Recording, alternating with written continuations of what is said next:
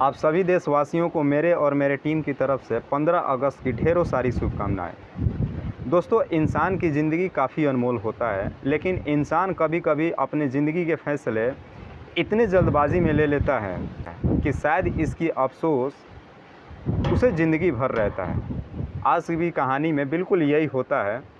एक लड़का इतनी जल्दबाजी में एक फ़ैसला लेता है जिसकी वजह से ना सिर्फ उसकी जान चली जाती है, बल्कि उसके साथ कई लोगों की ज़िंदगियाँ हमेशा हमेशा के लिए तबाह व बर्बाद हो जाती हैं। नमस्कार, आदाब, मैं हसमुद्दीन और आप देख रहे हैं सफ़र का एंड तक। आज की जो सच्ची घटना आपको मैं सुनाने वाला हूँ, ये सच्ची घटना है। बिहार का एक ज़िला पड़ता है मुजफ्फरपुर। दरअसल ये कहानी है दो गाँवों के बीच का। एक गाँव जिसका नाम है रामपुर शाह, और जस्ट इसी के बगल में एक दूसरा गांव है जिसका नाम है सोनबरसा। रामपुर शाह का अमित राज सोनबरसा के एक लड़की से बेइंतहा मोहब्बत करता था। लेकिन अमित राज जिस लड़की से बेइंतहा मोहब्बत करता था, उस लड़की के भाइयों को इस बात की खबर पहले से ही थी। एक दिन अमित राज सोनबरसा उस लड़की से मिलने के लिए जाता है। जब तक इसकी खबर उसके भाइयों को पता चल जाता है, लड़की के भाइयों ने अमित राज को पकड़ करके बड़ी बुरी तरीके से पिटाई किया।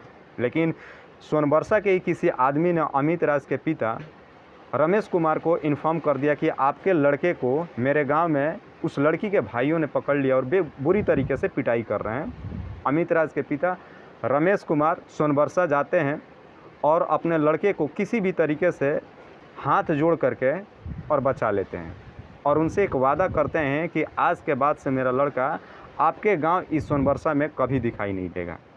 बल्कि साथ साथ ये भी कहते हैं कि मेरा लड़का आपके गांव में तो क्या, मेरे गांव रामपुर शाह में भी कभी दिखाई नहीं देगा। और रमेश कुमार अमित राज को इस बात को समझाते हुए कहीं बाहर भेज देते हैं कि तुम अगर यहाँ पे रहोगे तो तुम्हारे जान का खतरा हो सकता है। अमित राज कहीं बाहर चला जाता है कमाने के लिए। वो बड़े ही बेहतर तरीके से वहाँ पे एक नौकरी भी ले लेता है, पैसे भी कमाता है, अपने घर वालों को भी भेजता है। समय लगभग 1 साल गुजर जाता है। ऐसा लगता है कि शायद अमित कुमार पिछली सारी ज़िंदगी भूल चुका है। खुशहाल तरीके से अपनी ज़िंदगी जी रहा होता है, पैसे कमा के अपने घर वालों को भेजता है। घर वाले भी बेफिक्र हो करके और अपनी ज़िंदगी जी रहे होते हैं। 1 साल के बाद अमित राज के चचेरे लड़के का शादी पड़ता है।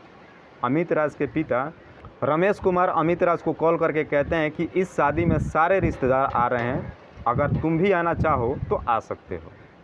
अमित राज भी आगे पीछे कुछ भी नहीं सोचता है, अपनी कंपनी से छुट्टी लेता है और शादी को एंजॉय करने के लिए आ जाता है। 1 जुलाई 2021 को अपने घर पहुंचता है। शादी की तैयारियां शुरू थी, शादी का दिन पड़ता है। काफ़ी एंजॉय तरीके से शादी को भी एंजॉय करता है। लेकिन जिस दिन ये शादी में प्रेजेंट होता है, इसकी खबर शायद सोनबरसा में उस लड़की के घर वालों को किसी ने दे दिया कि अमित राज फिर से गांव वापस आ गया है। लेकिन इससे भी कोई फ़र्क नहीं पड़ता है, क्योंकि वो अपने घर आया था। लेकिन इस बात की अभी तक पुष्टि नहीं हो पाई है कि अमित राज को सोनबरसा में बुलाया किसने था। अमित राज उस लड़की से मिलने के लिए जिससे वो बेइंतहा मोहब्बत करता था, सोनबरसा पहुंच जाता है 23 जुलाई को लगभग दोपहर के 2 बजे।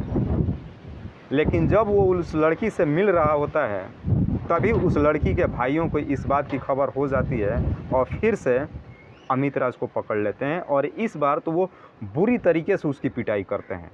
जिसके हाथ में जो आता है, डंटों से, हाथों से, लात से, घूसों से बुरी तरीके से पिटाई करते हैं। अमित राज उनका हाथ पैर जोड़ता है, उनसे अपनी ज़िंदगी की भीख मांगता है, लेकिन वो उसकी आवाज़ अपने कानों तक आने ही नहीं देते हैं और बेरहमी से उसकी पिटाई कर रहे होते हैं। तभी इसकी खबर फिर से अमित राज के पिता रमेश कुमार को दी जाती है कि तुम्हारे लड़के की सोनबरसा में बुरी तरीके से पिटाई की जा रही है।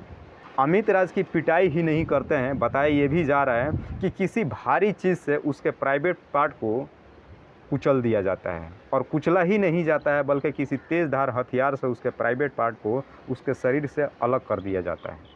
इससे पहले कि अमित राज के पिता रमेश कुमार वहाँ पे पहुँचते, उसके भाइयों ने उसकी बुरी तरीके से पिटाई करके और वहाँ से फरार हो चुके थे। गांव वालों ने किसी भी तरीके से अमित कुमार को उठा करके और 23 जुलाई के शाम को 5 से 6 बजे के करीब हॉस्पिटल में भर्ती कराया। डॉक्टर अमित कुमार की हालत देख करके काफ़ी परेशान हो गए। डॉक्टर ने भी काफ़ी कोशिश किया अमित कुमार की ट्रीटमेंट करने के लिए, उसकी ज़िंदगी बचाने के लिए, लेकिन बदकिस्मती से 24 जुलाई के शाम को लगभग 4 से 5 बजे करीब अमित कुमार की मौत हो जाती है। जब ये खबर अमित कुमार के गांव रामपुर शाह के लोगों को पता चलता है, लोगों में काफ़ी गुस्सा आ जाता है और लगभग रामपुर शाह के सैकड़ों लोग अमित कुमार के बॉडी को उठा करके और सोनबरसा उस लड़की के घर के सामने पहुंच जाते हैं। जब इसकी पूरी खबर पुलिस प्रशासन को पता चलती है, तब पुलिस प्रशासन भी काफ़ी बल के मात्रा में सोनबरसा पहुंचती है और उस गांव को चारों तरफ से घेर लेती है। इससे पहले कि उस गांव में कोई हंगामा हो, कोई हादसा हो, पुलिस किसी भी तरीके से इन सारे लोगों को अपने काबू में ले लेती है। सोनबरसा में ये तमाम लोग पहुंच करके उस लड़की के ही घर के सामने लकड़ी सजा करके अमित राज की चिता को उस लड़की के घर के सामने ही जलाते हैं। पुलिस किसी भी तरीके से अमित कुमार के पिता रमेश कुमार को और उसके गांव वालों को समझा बुझा करके और गांव वापस भेज देती है और पुलिस प्रशासन भरोसा दिलाती है कि किसी भी आरोपी को बख्शा नहीं जाएगा, हम उन्हें सख्त से सख्त सज़ा देंगे। फिलहाल पुलिस ने उन तमाम आरोपियों के खिलाफ गंभीर धाराओं में मुकदमा दर्ज कर लिया है और उन तमाम आरोपियों के अभी तक सर्चिंग की जा रही है, लेकिन कोई भी आरोपी अभी तक हाथ नहीं आया है। अमित कुमार के गांव वाले रामपुर शाह में और अमित कुमार के पिता रमेश कुमार हमेशा इस बात की चर्चा करते हैं कि काश अमित राज ने सोनबरसा जाने से पहले और इस फैसला को लेने से पहले एक बार अपने घर वालों को, या फिर अपने घर वालों को नहीं तो अपने दोस्तों से भी जानकारी दे दिया होता कि वो सोनबरसा उस लड़की से मिलने के लिए जा रहा है, क्योंकि उसके पिता को पहले से अंदेशा था कि अगर ये दोबारा से ऐसी गलती करेगा तो उसकी जान की खतरा हो सकता है। और बिल्कुल हुआ भी यही। एक छोटी सी जल्दबाजी में उसके फैसले ने हमेशा के लिए उसकी ज़िंदगी छीन लिया और उसके घर परिवार वालों को हमेशा के लिए गम के अंधेरों में धकेल दिया। दोस्तों, ज़िंदगी काफ़ी अनमोल होती है। ज़िंदगी के फैसले कभी भी जल्दबाजी में नहीं लेना चाहिए। खास करके हमारी ज़िंदगी के साथ क्या होने वाला है हम बेहतर जानते हैं, तो इसलिए कोई भी फैसला सोच समझ करके लिया जाए।